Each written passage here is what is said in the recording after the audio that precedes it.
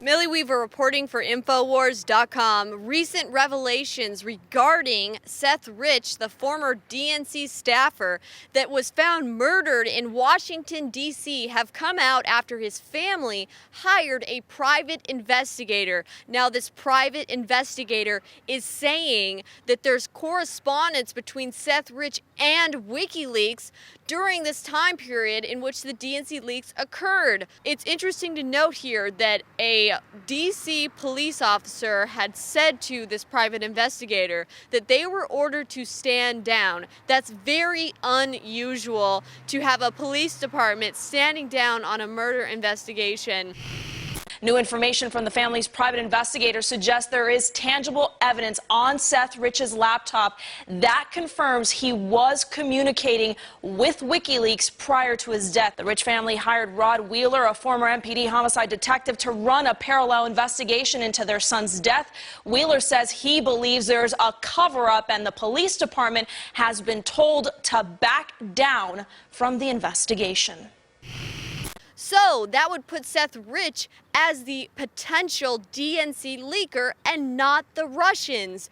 This would essentially destroy the fake news narrative that the mainstream media and Democrats had been pushing, saying that Trump was colluding with the Russians and that the Russians interfered with the election. Well, this presumes that the DNC leaks actually had a major effect on the outcome of the presidential election, which all of the polls tend to say otherwise. It doesn't actually show that the DNC leaks played a major role into whether or not people were going to vote for Hillary Clinton. In fact, the reason Hillary Clinton lost is because 2/3 of prior Obama voters actually chose to then vote for President Trump. It's also interesting to note that less than an hour after this Seth Rich murder case, Washington Post posted an article claiming that Trump was leaking top secret clearance information to the Russians. So was that article just an attempt to continue to cover up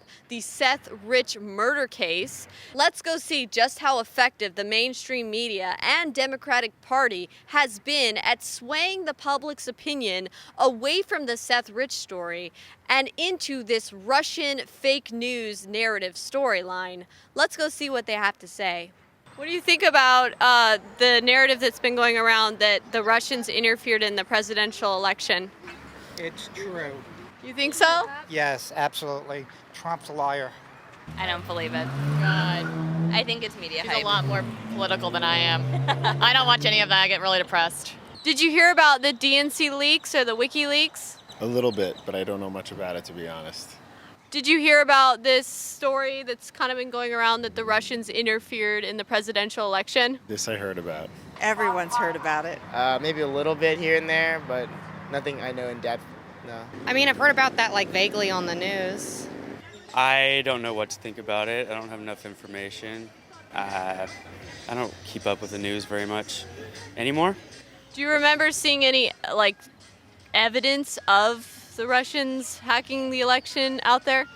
No, just a lot of talk as usual. I think there's enough evidence to probably think that there's some truth to it.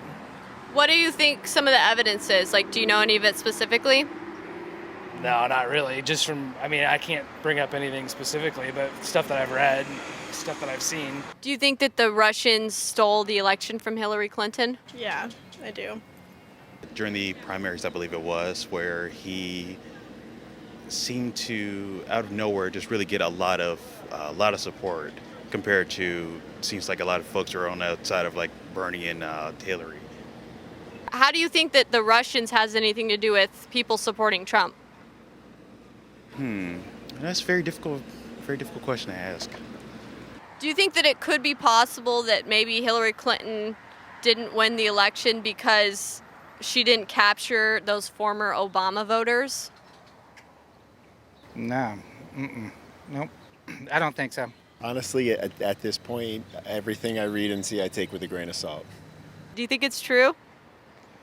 I don't know if it's true, but it's kind of concerning that there's talks about it at all. Have you heard about Seth Rich, the former DNC staff? I cannot say I have, ma'am. Did you hear about him all? He was a DNC staffer with the Democratic Party. I don't think so. I'm not too familiar. No. Have you heard about him at all? No. No. Who is it? He was murdered back in July, and his body was found in Washington. Did you hear about him? Yeah, but I don't know anything about it. I have not. No. Have you heard about him? No. Did not. I have not. Not at all? No, I haven't. Sorry. I haven't. No, we have not. No, I haven't. I have a peripheral memory of that piece, but nothing specific. He was probably an asshole, so You think that they murdered him just because he was an asshole? yeah, probably. You know. You don't think that it would be because he might have leaked stuff? You know, he was a Democratic Party person that was working in IT, and he had the ability to leak stuff, and we're having evidence coming out by private investigators hired by his family that, you know, he was in correspondence with WikiLeaks. So do you think So that WikiLeaks doesn't have anything to do with the Russians? WikiLeaks was the site that all the information was leaked to? They're just a platform So for isn't that a leaked platform information. for the Russians? No, WikiLeaks was by it's put on by a guy named Julian Assange. According to MSNBC, I believe they had some kind of connection there. Assange doesn't have any connection to the Russians. What they're trying to say is that the Russians hacked the DNC emails and leaked them. That was the original storyline. And now evidence is coming out that Seth Rich, who was found murdered after the DNC leaks, his laptop showed correspondence with WikiLeaks. Yeah, stuff can happen. Sounds plausible. And now he's dead. Yikes. Yikes. It's suspicious, but not surprising, because that kind of thing happens quite often, actually, and just goes, almost unnoticed a lot of times. And under this administration, everyone's a potential leaker. Do you think that watching the mainstream media at all has affected your opinion on all of this? It has definitely shown that there's definitely a lot of sensationalism out there, and that it definitely does very good for the American people to do research on their own. It's very unfortunate that we have to tune into something like the BBC or NPR to really get like the full story compared to mainstream media, which is more obsessed with sensationalism than the real deal. Do you think it's possible that even NPR and BBC could be not telling the truth? That's a very, very good possibility. You raise a really good point there. Not surprising, most of the people I talked to had no idea who Seth Rich was and what were the stories surrounding his mysterious murder. However, most people did know about the mainstream media claim that the Russians interfered in the presidential election. This just goes to show that they have been very successful at getting people... Nice one, dude. We got a Bill Clinton's Ravens shout out heckler right there. That's pretty awesome. But it just goes to show that the mainstream media has been very successful in getting everybody caught up in this Russian claim, this mainstream media claim that the Russians hacked the election, whereas they've gotten everybody diverted away from the true story with Seth Rich, who was found mysteriously murdered after many people believe he leaked the DNC leaks. This is Millie Weaver signing off for Infowars.com.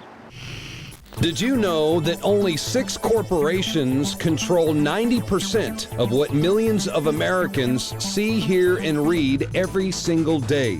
It's the illusion of choice. Think about it. The mainstream media is owned by only a handful of megacorporations with vested interests. But on the other hand, the internet is an interconnected network of billions of sources. So you can research information for yourself from multiple sources, or you can blindly accept what you hear or read in the mainstream media, never questioning what you are being told. This gives you a false sense of reality. I mean, do you actually know what you think you know? Or have you been programmed to accept someone else's version of events? Think about it. This is Darren McBreen, and I want you to break the matrix at Infowars.com and PrisonPlanet.tv and listen to The Alex Jones Show, because there's a war on your mind.